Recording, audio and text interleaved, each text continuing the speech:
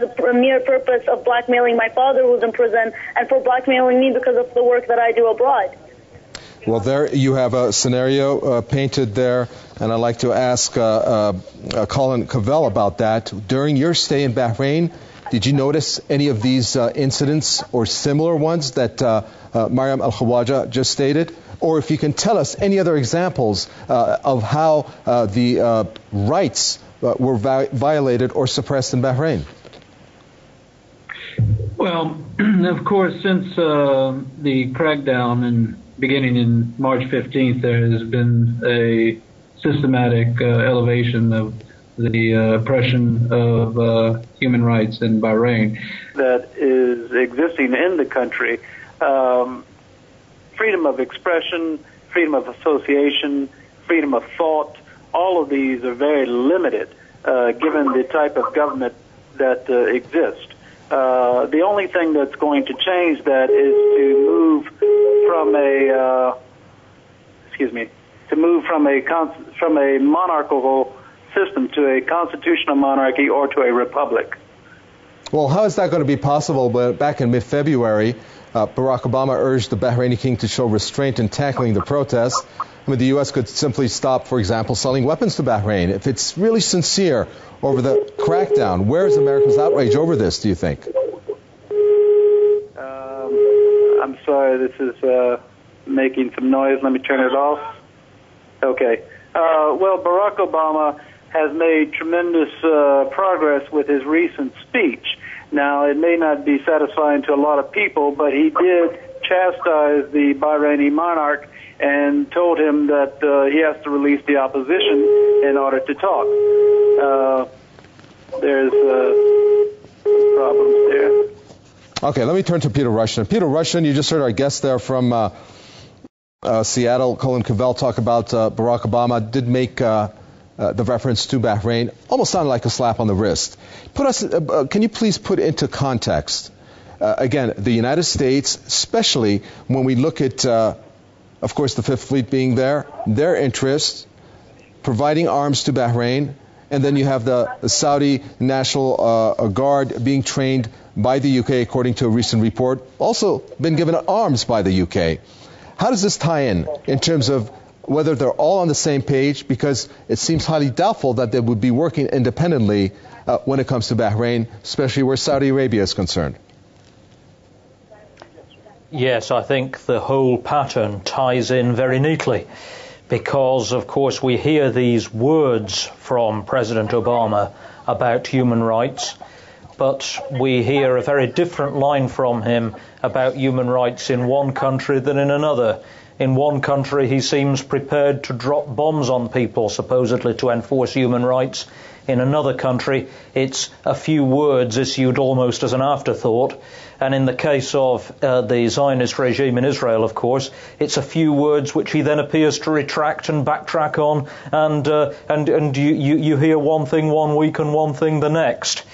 And I think in some ways, when we look at the approach to Bahrain, this relationship to the Zionist regime in Israel is at the heart of an awful lot of it.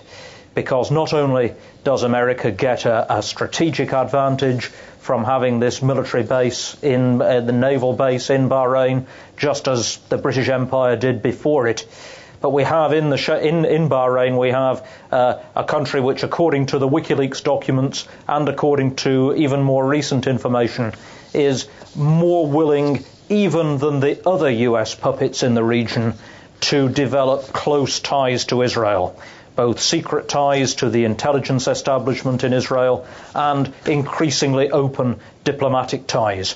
So when we speak, as I spoke earlier, about indirect imperial rule, let's not forget that even in London, even in Washington, these supposed democracies, when it comes to matters affecting the Zionist regime in Israel, democracy is very limited. There's only a very small range of acceptable opinion when it comes to discussing affairs that might affect the security of the State of Israel. And anyone that takes a significantly anti-Zionist stance quickly finds themselves marginalized, demonized, driven out of any public space, not given any public arena to express their views in the British and American media. So the situation in Bahrain, I think, has to be seen in that light. And when we see the Crown Prince recently saying, yes, there'll be constitutional reform, but only if there's progress towards consensus first, what that amounts to saying is, yes, you can have your democracy as long as you agree with me. Yes, you can have your democracy as long as we get the right result. And as one politician here in London once put it, if voting changed anything, they'd abolish it. That appears to be the state of affairs in Bahrain.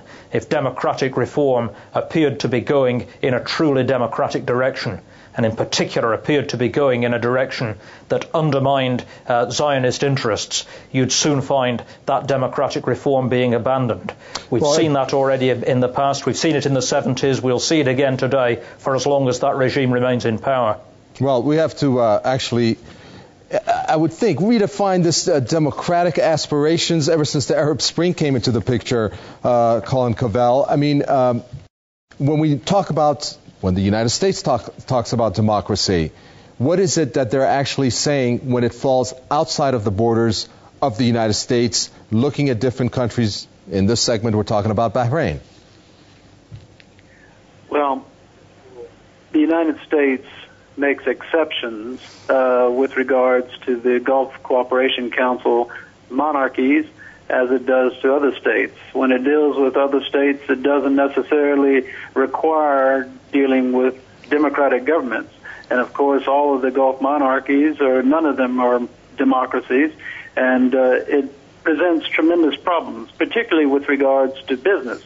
And that's why the business sector, international business community, is very concerned about Bahrain, because you just cannot deal with a country where people are acculturated in a very different mentality. It's like dealing with a slave state and trying to go there and finding people enslaved. It's hard to deal with workers in that situation. The same is true in Bahrain. When you deal with a monarchy, people are only concerned about wasta, who's connected with the monarch, who knows the monarch, and they're afraid to take any initiative on their own because they're too scared of the repercussions if they act independently. So there's very little independent thought and very little independent action because people are afraid to act. And in capitalism, you cannot deal with a society like that for a long time. The only reason the U.S. has put up with it for so long is because of the cheap oil they're getting from Saudi Arabia and the other Gulf Cooperation Council states. How long that will last is anyone's guess, but I suspect that the United States has determined that these Gulf monarchs, these absolute monarchs, are untenable in the long run. And, of course, with the Arab Spring going on and the change of government in Tunisia and in Egypt and soon to be in Yemen and possibly elsewhere, it is a sign and a signal that the long U.S. policy of siding with autocratic governments is coming to an end. Right. And that is what is concerning the Bahraini government.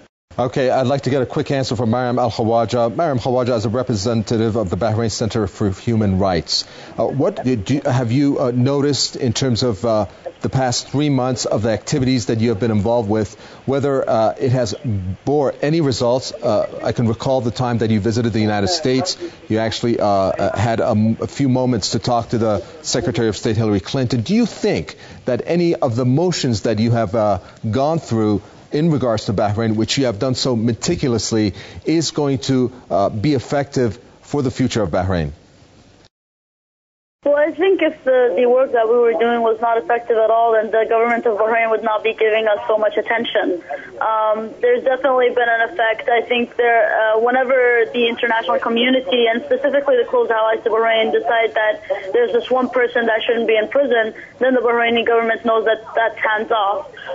And we're hoping to see more of that. We're hoping to see more strong stance from the international community, governments coming out and saying that we will not stand for the human rights violations that are happening in Bahrain, that we refuse to have diplomatic ties and be allies to a government that is that is violating human rights so massively in this country. And I think that's when things are really going to start changing, because at the moment, I think that's the thing that's going to have the biggest effect on the situation. And Peter Russian, I'd like to get the final words from you. You know, there has been talks about a model that the United States is following when it comes down to the Middle East, and of course Bahrain to be one of them, Persian Gulf island, and that is for their strength to actually lie in the army supported by Western powers, i.e. the U.S., the U.K., and you could imagine the other few. And of course, then you have the facade of a civilian government, which has basically won the votes at the ballot box. Is that how you see the plan, as some have referred to as the new Middle East, as mapped out by the U.S.? Well, if so, that roadmap and that model that the US would prefer is being overturned now and challenged by an alternative model being proposed by the people, by the brave revolutionaries in Bahrain and the brave revolutionaries in Yemen. They are saying, we want genuine democracy, we want genuine control over our lives. We are not prepared to go through just this meaningless facade of civilian institutions backed by military force if those civilian institutions dare to demand genuine change. They are wanting genuine change, and they are exposing, not only are they challenging autocracies on the ground in this region, but they are exposing the patronising hypocrisy that we hear so much in the Western media. The problem is, Peter Rushton, the problem is the United States, we saw in the G20 with the billions that they've pledged, are they going to be able to win this through money, which is what they're known for doing right now, just throwing money in order to gain? And of course, we don't hear about the binding factors behind the money that's being pledged. Well, of course, there are these sinister forces behind this money, but I would only say this. The very fact that these revolutions, this revolutionary tide, has been going on for so many months now, and the fact that America and the Saudis have not been able so far to impose their preferred solution in Bahrain. We've seen this cosmetic gesture today. We've seen attempts at cosmetic gestures in Yemen. But so far, the momentum has remained with these brave revolutionary protesters on the street. It remains to be seen whether they can carry that momentum forward. But so far, they have managed to keep that momentum, and they've managed to prevent these sinister forces just being able to paper over the situation with fake democracy, with fake constitutionality. We'll see over the next few weeks whether the momentum can be carried forward towards genuine democracy, genuine reform, or whether these sinister forces will regain the initiative. Okay. That remains to be seen. Thank you very much. Historian and political commentator, that was Peter Russian with the statements from London. Also like to thank former assistant professor at the University of Bahrain, Colin Cavell, who joined us from Seattle, and from the Bahrain Center for Human Rights, Maryam Al Khawaja, who gave her statements from Geneva on the phone. Thank you for watching. Newsroom at PressTV.ir is our email address. From me, Khalifa, and the entire team, it's goodbye.